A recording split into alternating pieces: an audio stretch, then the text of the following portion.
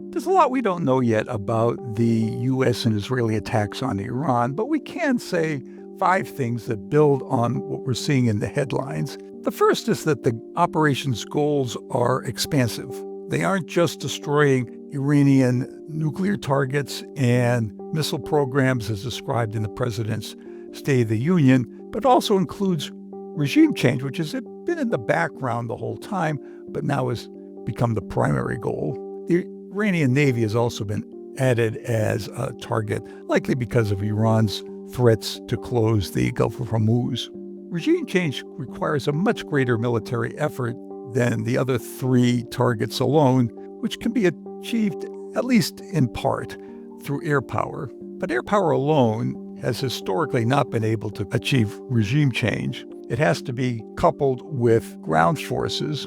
We saw that in Desert Storm, where they were our own ground forces, and in Afghanistan in 2001, where the ground forces came from allies on the ground. The president has exhorted the Iranian people to rise up, and that may act as the ground force. The regime change goal that the president described is not the same as we saw in Venezuela.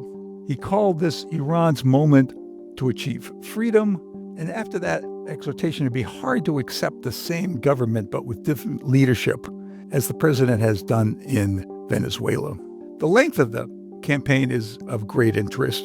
The White House has talked about a campaign that lasts not hours, but days.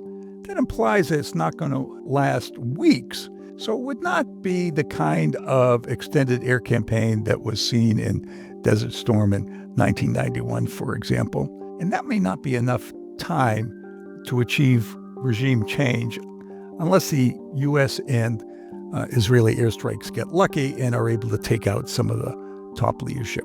And finally, the U.S. force in the region was sent there mostly to protect U.S. allies and partners.